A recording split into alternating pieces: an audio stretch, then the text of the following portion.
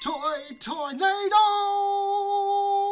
Hi, I'm Anthony, and today's episode is another very special episode. That's right, Pete, we're cutting straight to it for this one. Oh, Joining me for this very special episode, as always, is Pete. Why is it a special episode, I hear you ask? Firstly, you should be worried why I can hear you. And second, Pete and I went to Canberra's very own toy and hobby fair, called the Canberra Toy and Hobby Fair. So this was on Saturday the 21st of May, 2020. And I suppose what makes it a little bit more special, other than being a hometown event for us, it's the first time since COVID that we actually had a collectible fair down here, or up here, or across here, depending where you are in the world. Now, Pete, leading up to this, were you as excited as I was? you know what, Anthony? I was excited. Now, the Canberra Toy and Hobby Fair is on a much smaller scale than the Collecticon that we went to a couple of months back. But smaller does not mean smaller in quality. So I showed up nice and early on that Saturday morning, mostly because I have trouble judging distances and time, and I got there, and I was the first one in line. Yay me. Following that, I was met by a couple of die-cast car enthusiasts. They were nice fellows. We were having a bit of a chat. Then a few more people showed up. And Pete, do you remember what happened next? I turned up and asked you, or signaled that you should come to the line where I am so we could chat. And you did. So you were first, and then you became probably 8th.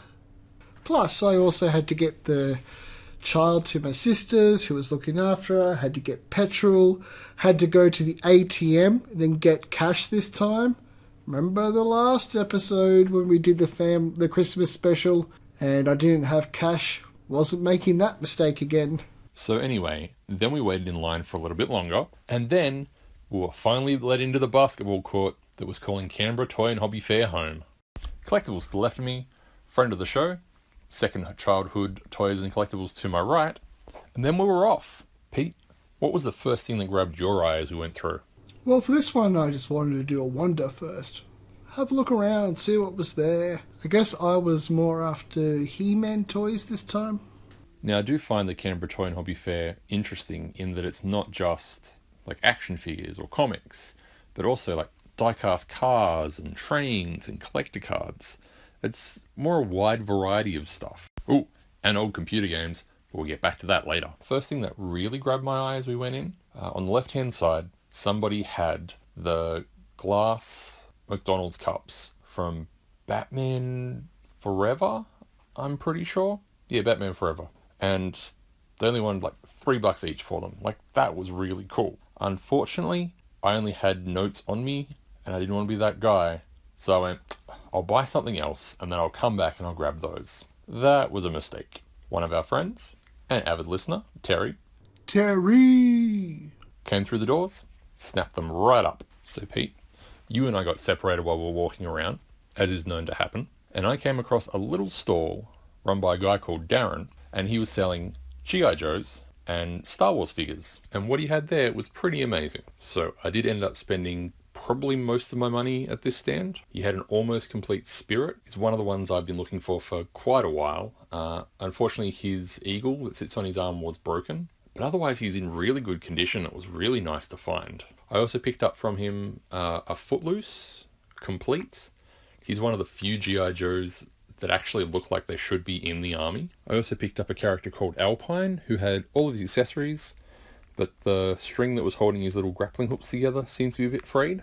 Now, I was really happy to get these three in such good condition with just about all of their accessories. I also got Skid Mark, who is the driver of a four-wheel drive type vehicle. Dude, really? That's a name? Pete, I don't pick the names.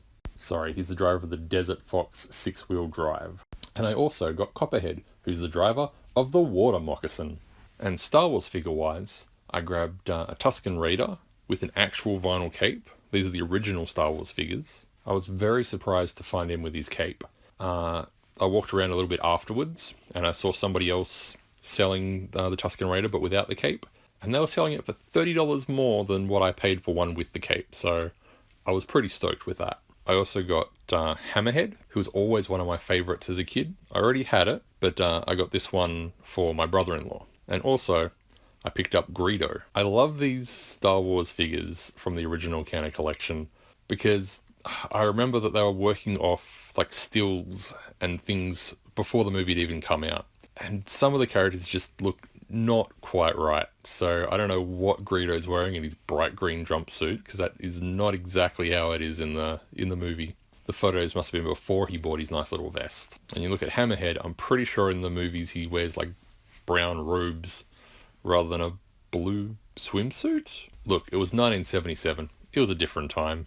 So I mentioned video games, and we came across a stand that had retro gaming stuff. So it had games from like Master System, Mega Drive, GameCube, SNES. It was all really cool. A lot of it with its boxes. Also a few accessories here and there. And I've still got all my Master System game stuff from a kid. And I love to play it occasionally, but since it takes certain connections in the back of the TV, I'm not able to use it as much as I'd like to. My newer TV kind of doesn't have the facilities for that. So about 5 years ago, when they relaunched the Mega Drive with a whole bunch of games on it, I bought that because it's got a little slot at the top where you can put the old games in. Now the problem is, it's Mega Drive games, not Master System games, so what I've been looking for is a Master System Mega Drive converter. And funnily enough, they had one there, which was frickin' fantastic. And I asked the guy how much it was, and it had its old Big W sticker at the top. He goes, "Oh, what's the sticker say?" I'm like, "Well, $30. He goes, "Yeah, that's right." So really happy about that. I also got a Mega Drive copy of Echo the Dolphin. Everybody loves Echo. Well, except the people who made the game. Pretty sure the designer hated the game and people. Enough of my yammering, Pete. What did you get? Myself, I didn't do too bad. Let's look at the images I took. So again, slowly increasing my Simpsons Springfield collection with toys. I got these ones here. I also got these cool little Ninja Turtle figures that were from the Half Shell Heroes.